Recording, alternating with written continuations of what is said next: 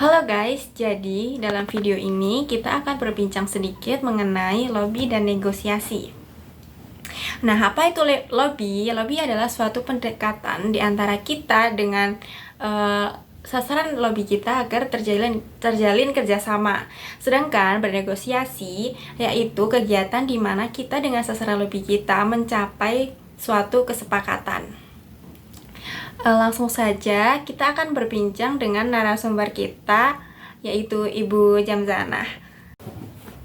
Halo, perkenalkan saya Jamzanah Wahyudayati. Saya sekarang menjabat sebagai Kepala Perpustakaan di Universitas Muhammadiyah Magelang. Langsung saja ke pertanyaan yang pertama. Nah, dalam kegiatan atau program kerja perpustakaan itu kan pasti ada singgungannya dengan lobby dan negosiasi.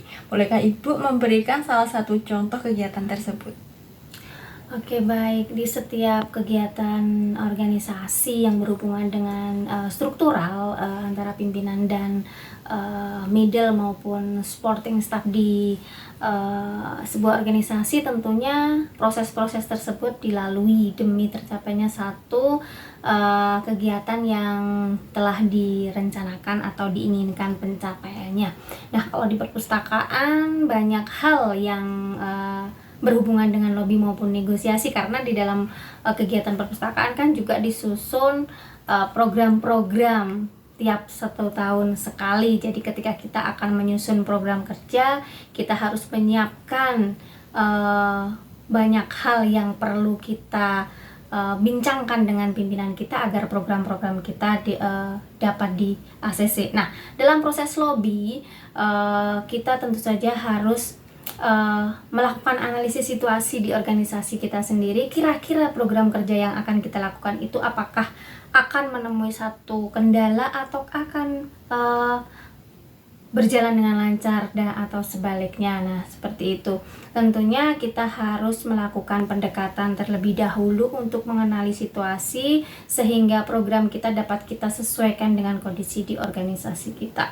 Kalau negosiasi yang dilakukan, tentu saja ketika kita sudah menemukan satu topik program yang akan kita ajukan, kita maka di kami itu ada yang namanya proses review program. Nah, di situ kita akan bernegosiasi untuk mempertahankan program-program kita.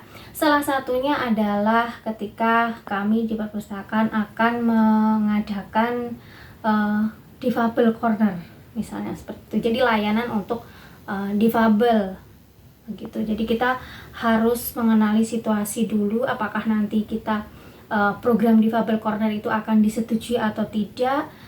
Kemudian kita akan mempertahankan program difabel corner itu dengan pimpinan untuk direview sehingga nanti dicapai kesepakatan program itu akan dilaksanakan pada tahun yang berjalan begitu. Oke, terus ada nggak sih kayak tips and trick atau strategi biar langsung di ACC dengan pimpinan? Oh ya, kalau langsung di ACC, kalau untuk program yang memerlukan lobby dan negosiasi itu kita sepertinya memang harus melalui satu proses yang tepat begitu. Untuk proses lobby program ini kami contohkan di Difabel Corner ya. Kita melakukan lobby itu bukan hanya ke ke pimpinan langsung begitu, tetapi kita juga kira-kira kita untuk pihak-pihak terkait yang dengan difabel itu yang sekiranya dapat memberikan dukungan kepada kita, supporting agar program kita dapat dilaksanakan, itu kita lakukan. Kemudian untuk proses direview, tentu saja kita harus strategi atau tipsnya kita harus mempunyai data. Jadi kita berbicara berdasarkan data. Misalnya saja ketika kita mau melakukan difabel corner, kita mau mengadakan layanan difabel corner, kita harus melakukan survei apakah di tempat kita itu ada mahasiswa difabel yang perlu kita layani. Kemudian seberapa banyak difabelnya itu apa saja, sehingga kita dapat menganalisis sarana prasarana apa yang perlu kita sediakan, fasilitas apa yang harus kita sediakan. Kemudian kita juga berbicara berkaitan fasilitas itu bukan hanya dalam sarana prasarana, tetapi juga sumber daya manusianya. Jadi dua hal yang perlu kita pertahankan nanti di depan reviewer itu dari sarana prasarana, fasilitas, dan juga sumber daya manusia yang harus dimiliki oleh perpustakaan. Nah, di situ kita berbicara data. Berbicara tidak hanya asal kita mau mengadakan difabel corner ini, kita perlu ini, enggak. Tetapi untuk meyakinkan agar negosiasi kita berhasil di ACC itu kita harus berdasarkan data bahwa kita memang memerlukan layanan tersebut, begitu.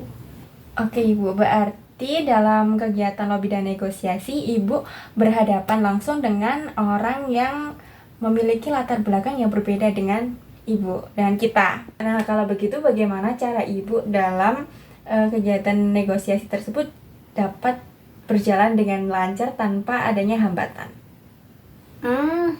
Kalau berkaitan hambatan atau sedikit yang membuat kita tidak lancar dalam melakukan negosiasi, tentu saja pasti ada. Tetapi untuk mencapai kesepakatan itu, jika kita memang menghadapi orang-orang yang berbeda latar belakang atau budaya. Artinya di sini berbeda latar belakang itu mungkin berbeda pemahaman, berbeda pengetahuan, berbeda informasi yang diterima, sehingga itu merupakan satu yang perlu kita hadapi dengan bijak. Nah, di situ kita harus memahami baik secara pribadi orang tersebut maupun secara struktural.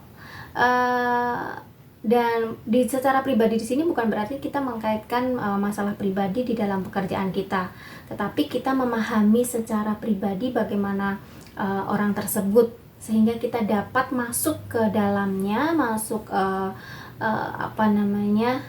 ke dalam dirinya, sehingga kita bisa memahamkan kayak gitu.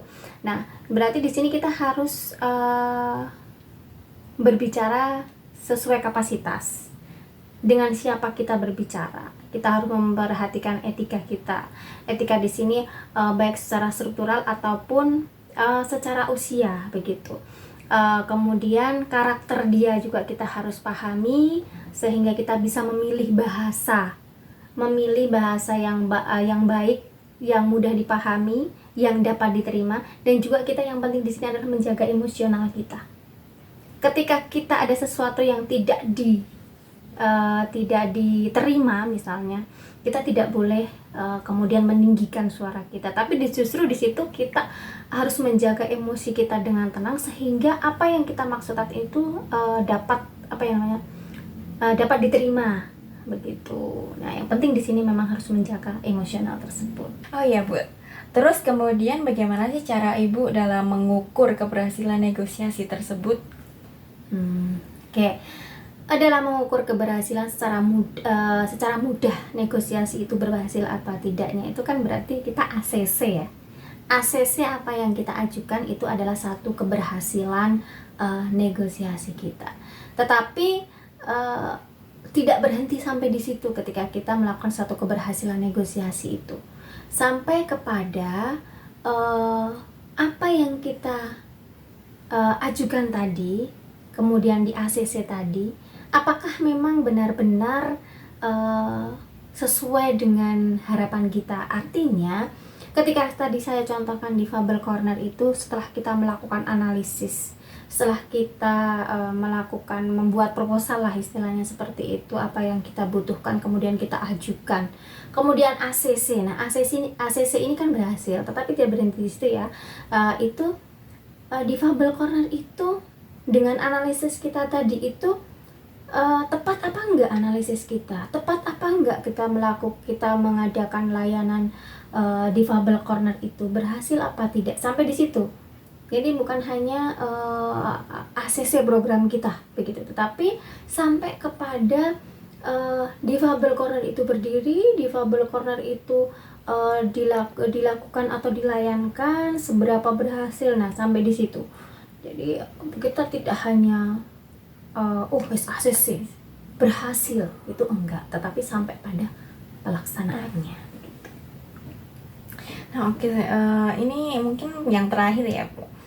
Bagaimana cara Ibu membangun hubungan jangka panjang dengan mitra negosiasi, Ibu? Ya. Ketika kita melakukan negosiasi itu kita harus mempertanggungjawabkan setelahnya juga. Ketika negosiasi itu telah berhasil, kita ACC, kemudian telah dipenuhi begitu, difabel corner telah berdiri, kemudian layanan juga telah dilaksanakan, kita perlu melakukan satu evaluasi. Kemudian evaluasi tersebut itu kita laporkan kepada pimpinan kita begitu. Jadi kita selalu melakukan komunikasi, selalu melaporkan bahwa kemarin yang kita ajukan itu seperti ini loh Pak, Ibu. Selama ini sejauh ini keberhasilannya sekian persen dari apa yang kita rencanakan, seperti itu. Jadi terus kita lakukan, kemudian kendalanya apa, terus kita komunikasikan begitu. Jadi apa yang tadi kita ajukan itu memang benar-benar kita lakukan, dan tadi pihak yang memberikan ACC, pimpinan kita memberikan ACC, tentu saja kan mereka akan puas ya, oh iya ternyata saya tidak salah ketika saya meng-ACC program layanan difabel corner tersebut, begitu. Oke, terima kasih Ibu atas waktunya yang telah diberikan, dan terima kasih telah memberikan wawasannya sedikit untuk kita tentang lobby dan negosiasi. Oke guys, segitu dulu bincang-bincang kita pada hari ini. Semoga bermanfaat. Dadah.